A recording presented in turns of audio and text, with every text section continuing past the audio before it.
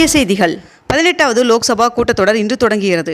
தமிழக எம்பிக்கள் 39 பேர் ஜூன் 25ஆம் தேதியாகி நாளை பதவியேற்றுக் கொள்ள உள்ளதாகவும் தகவல் வெளியாகியுள்ளது. முதுநிலை நீட் தேர்வு ரத்தானதால் ஆயிரக்கணக்கான மருத்துவர்கள் மிகுந்த விரக்தி அடைந்துள்ளனர் என்று முதலமைச்சர் மு.க. ஸ்டாலின் அவர்கள் கடும் கண்டனம் தெரிவித்துள்ளார். தமிழகத்தில் அடுத்த ஆண்டு 5G சேவை வழங்கப்படும் என்று BSNL தமிழ்நாடு வட்ட தலைமை பொது மேலாளர் தெரிவித்துள்ளார். மத்திய அரசு ஊழியர்கள் தாமதமாக அலுவலகம் வந்தால் அரை நாள் விடுப்பாக கணக்கில் எடுத்துக் கொள்ளப்படும் என்று மத்திய அரசு தெரிவித்துள்ளது.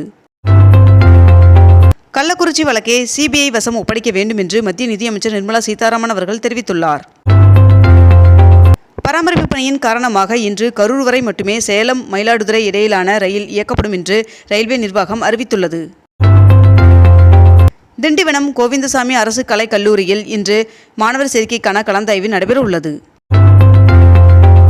நீட் தேர்வில் நடந்த முறைகேடு குறித்து விசாரணை செய்ய மத்திய அரசு CBIக்கு உத்தரவு பிறப்பித்துள்ளதாக மத்திய கல்வி அமைச்சகம் தகவல் தெரிவித்துள்ளது.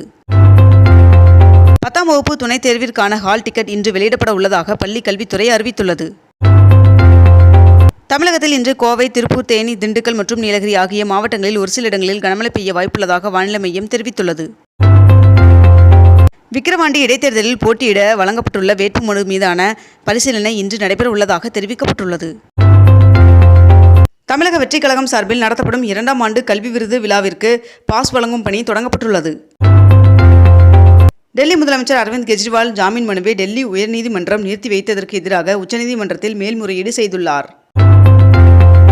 கள்ளக்குறிச்சியில் கள்ளச்சாராயம் குடித்து மருத்துவமனையில் சிகிச்சை பெற்று வருபவர்களை மக்கள் நீதி மய்ய கட்சியின் தலைவர் கமலஹாசன் அவர்கள் நேரில் சந்தித்து ஆறுதல் கூறினார். தனது அரசியல் வாரிசாக மீண்டும் தனது மருமகன் ஆகாஷ் ஆனந்த் அவர்களை பகுஜன் சமாஜ் கட்சி தலைவர் மாயாவதி அவர்கள் அறிவித்துள்ளார். தமிழகத்தின் அரசு பள்ளிகளில் 6 முதல் 9ஆம் வகுப்பு வரை பயிலும் மாணவர்களின் திறன் குறைந்தவர்களை கண்டறிந்து அவர்களுக்கு சிறப்பு பயிற்சி வழங்க பள்ளிக் கல்வித்துறை உத்தரவிட்டுள்ளது.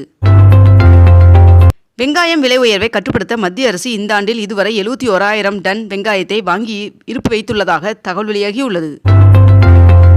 கள்ளச்சாராய விற்பனை தொடர்பாக தமிழகம் முழுவதும் 84 இடங்களில் சோதனை செய்து 808 பேரை கைது செய்துள்ளதாக தகவல் வெளியாகியுள்ளது. பெட்ரோல் டீசலை GST வரம்புக்குள் கொண்டு வர வேண்டும் என்பதே மத்திய அரசின் நோக்கம் எனவும் என்ன விகிதத்தில் GST விதிப்பது என்பதை மாநிலங்களே ஒன்று கூடி முடிவு செய்ய வேண்டும் எனவும் மத்திய நிதியமைச்சர் நிர்மலா சீதாராமன் அவர்கள் தெரிவித்துள்ளார். நகர்ப்புற உள்ளாட்சித் துறைகளில் 3000 பணியிடங்களை நிரப்ப விரைவில் அறிவிப்பு வெளியிடப்படும் என்று சட்டமன்றத்தில் நகராட்சி நிர்வாகத்துறை அமைச்சர் KN நேரு அவர்கள் அறிவிப்பு வெளியிட்டுள்ளார். தமிழகத்தில் பால் உற்பத்தியாளர்களுக்கு இழப்பீட்டுத் தொகை மற்றும் இதர நிதி உதவிகளை தமிழக அரசு உயர்த்தியுள்ளது. TNPSC Group 2 தேர்விற்கு BE, MPBS உள்ளிட்ட தொழில்சார் பட்டப்படிப்பு முடித்தவர்களும் விண்ணப்பிக்கலாம் என்று தெரிவிக்கப்பட்டுள்ளது. நேற்று நடைபெற்ற GST கவுன்சில் கூட்டத்தில் ரயில் நிலைய பயணிகள் ஓய்வெடுக்கும் அறைகள், ரயில் நிலைய நடைமேடைகளில் பேட்டரி வாகனங்கள் உள்ளிட்ட சேவைகளுக்கு GST வரி விலக்கு வழங்கப்படுவதாகவும் மேலும் மாணவர்கள் தங்கும் விடுதிகளுக்கு வரி சலுகை அளிக்கப்படுவதாகவும் தகவல் வெளியாகியுள்ளது. GST கவுன்சில் கூட்டத்தில் அனைத்து விதமான பால் கேன்களுக்கும் GST வரி 12% நிர்ணயிக்கப்பட்டுள்ளதாகவும் அலுமினியம், இரும்பு பால் கேன்களுக்கும் இது பொருந்தும் என்றும் தெரிவிக்கப்பட்டுள்ளது.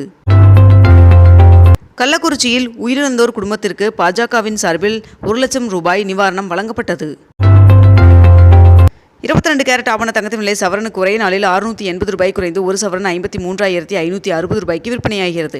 அதேபோல் 1 கிராம் வெள்ளியின் விலை 96 ரூபாய் 50 பைசாவாகவும் விற்பனை செய்யப்பட்டு வருகிறது. இத்துடன் இன்றைய தலைப்பு செய்திகள் நிறைவடைகின்றன. மேலும் இதுபோன்ற அண்மை தகவல்களை உடனுக்குடன் தெரிந்து கொள்ள நமது அக்னிபூ சேனலை சப்ஸ்கிரைப் செய்து கொண்டு தொடர்ந்து இணைந்திருங்கள். நன்றி, வணக்கம்.